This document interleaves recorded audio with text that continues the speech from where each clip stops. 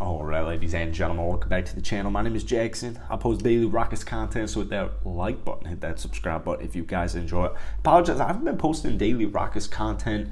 This team is hard to watch a lot of the times. It is cool when they're making their shots, like KPJ last night dropped 30, Jabari 22, Tari 19. I love watching Jabari. I love watching Tari play basketball. Jalen, he's a pure scorer. He's a shooter, man. Shooters are going to go through slumps, so it's kind of interesting seeing so many, people in general, already write off Jalen Green. He's in his sophomore season. We're like 20% of the way done with his second season. So I'm very excited about Jalen. I'm very excited about Jabari. I'm very excited about Tari. I'm very excited about Elprin. KJ looks awesome too. There are a lot of things to be excited about if you're a Rockets fan, but this is something I talked about in my last video, and I feel like people are coming around, like they're starting to come around to this. There's so much ISO ball with the Houston Rockets, man. And, headed into this season, if you guys have been following this channel for a while, you know my thoughts. I was very eager to see KPJ under the point guard helm for a full season. I still am. I got a funny comment yesterday saying, KPJ at point guard's helping us lose games. So I'm going to take it, and he continues to get his work in. So, Kevin is a great shooter. He's a great scorer. He's a phenomenal scorer, actually. I talked about him going into a bench role in my video the other day. It's just we don't have, Daishen Nix is just not a starting point guard. Ty's in the G League. He's young.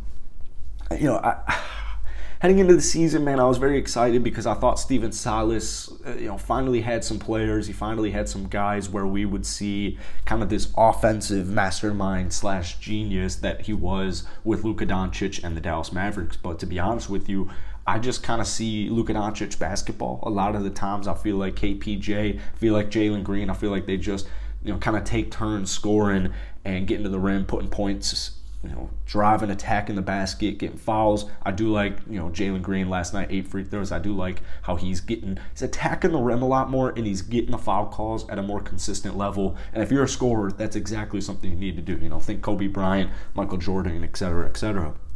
But there's no ball movement, man.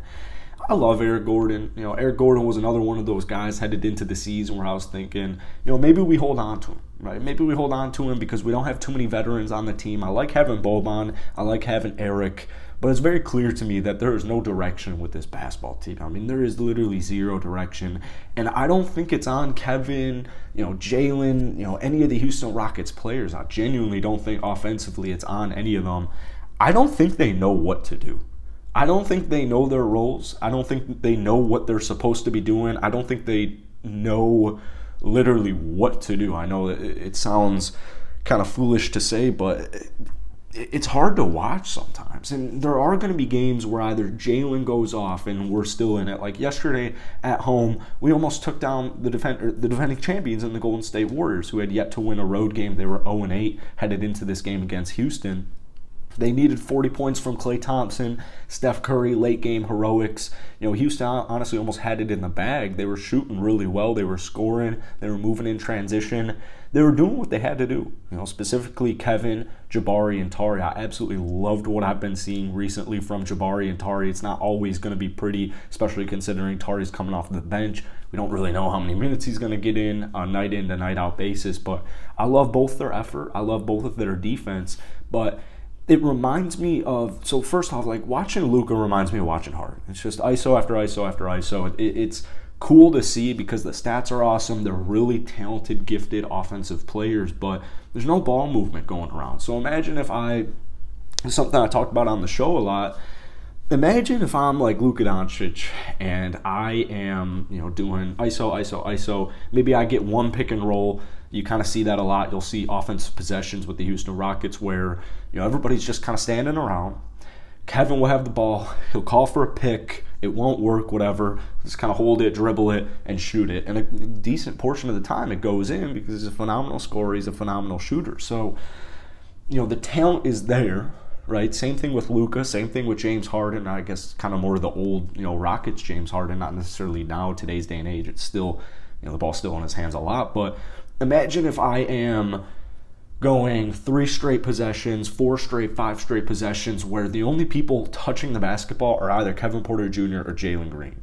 There's no cuts, there's no back cuts, there's no picks, there's no off-ball picks being set. There's just nothing really going on. You'll get like maybe one pick and roll with Şengün or whoever the big man is out there. Maybe it's going to be Jabari for a pick and pop. It's tough to watch. It's ISO after ISO after ISO. And what I was saying is, imagine I don't give you the ball for 4 or 5 straight possessions, and then, you get the ball, you're open finally. Well, it's like, I haven't been in a rhythm all night because I haven't had the ball all night. So that's where it gets difficult, because you want these guys to make shots. I want Jabari to make his shots. I want Kevin. I want all these cats to make their shots. But if they haven't had the ball, if they haven't, like, think of a pickup game where you are playing with a ISO heavy player. He's really good. He's really talented. You might win, or you're probably going to win, blah, blah, blah. He gets double teamed, he gets triple teamed, he gets trapped, and you're wide open in the corner. But it's the first time you've had the ball. The score is, you're playing to 11, the score is 7-5, you're up 2, but I haven't had the ball all game. Well, even just having the basketball in my hands, even if it's just to pass the ball, whatever the case may be, I'm going to feel a lot more confident, a lot more comfortable if I've had the ball and if I've put up a couple of shots. It's why, personally, I don't think Luka will ever win a championship, because it's just ISO, ISO, ISO. And you're expecting a lot from your teammates who aren't really involved in the offense on majority of possessions. So I see the same thing with Eric Gordon, man. I'm ready for Eric Gordon to be traded, and to be quite honest with you, I don't even need a first-round pick. I really don't. I think this team lacks that leadership. We're still trying to find our identity. I thought we would find it by now. We're kind of getting there. We're a young, fast, gunning team. We love picking up the pace. There's way too many possessions where it's just being held by one player, 2 players, Jalen, KPJ, whatever the case may be. I'm at that point where I think we just literally straight up need veterans. I don't care whose minutes it cuts into. Obviously, I want guys like Garuba playing a lot more, because I think he plays team basketball. I want KJ Martin getting minutes. I want Tari Eason getting minutes. But Eric Gordon, you got to keep in mind, man, if we get rid of Eric, we're freeing up like 30 minutes. I know there's no Tate right now. Jae'Sean Tate is a great passer. He's a great team player. He can't necessarily shoot from downtown. He doesn't really have range, but he makes the offense better if the players are moving around. He's going to set those picks. He's going to cut to the basket. He's going to do just winning basketball moves. So when I look at Eric, I'm like, every time he gets the ball, he just jacks it up.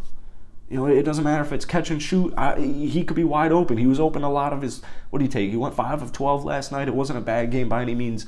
3 of 7 from downtown. There's just way too many possessions where he's just chucking up shots. It's just heavy ISO ball. He's not getting his teammates involved. It doesn't even look like he wants to be there.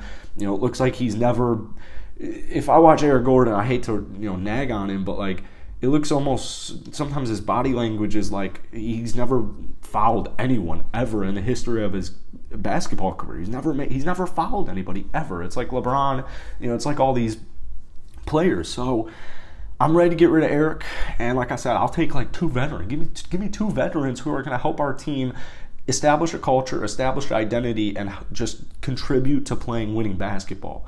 At the end of the day, man, it's really hard to have lottery talent. It's really hard to have picks in general hit, right? If we have 4 picks, we go back to 2 years ago, if we had 4 picks, I'm happy if one of them hits. I'm happy if Jalen's the only guy who hits. Now, thankfully for us, Stone looks like he knows what he's doing. Josh Christopher hasn't really necessarily been involved. Usman Garuba has seen an increased role this season, which is awesome. He's balling out. He's doing a great job. It's not going to show up on the stat sheet every night, but he's a phenomenal defender. He's going to make cuts. He's going to set picks. He's going to just contribute to winning basketball. Şengün also, great pick. I love what they're doing with him, but, like last night he took 3 shots. I know the matchups aren't always great, especially when you play a team like Golden State. They do like to go small, experiment with lineups, but I don't know, man. It's just tough to watch sometimes, and I'm not putting the blame on Kevin. I'm not putting the blame on Jalen, honestly. I hate to say there's a scapegoat in Stephen Silas. I don't think he's entirely the problem, but I don't think he's the solution by any means. I mean, he came in here to coach James Harden, Russell Westbrook, Christian Wood, PJ Tucker. He came here to win us a championship, not develop young talent. I just don't think he's quite that kind of coach. I think John Lucas is better. So I saw a tweet the other day saying, all you guys want Silas fired, who would come in? Well, the answer is John Lucas. Right? The answer is just John Lucas to that question. So I hate making these kind of like more negative videos, but sometimes you just got to keep it a buck. And I'm sick of this ISO heavy basketball, man. I do think I am giving them the benefit of the doubt. We're 3-14 this season. I'm not pissed off because, like I said, I'll take a lottery pick. I'll take another top 5 pick because why wouldn't you? But this has to be the last season of losing basketball, and I have to see improvements like we did in the second half of last year. The second half Rockets of last year is not the Rockets I'm watching right now. So hit that like button, hit that sub button. I'm eager to hear your guys' comments, and I'll see you guys later, man. Peace.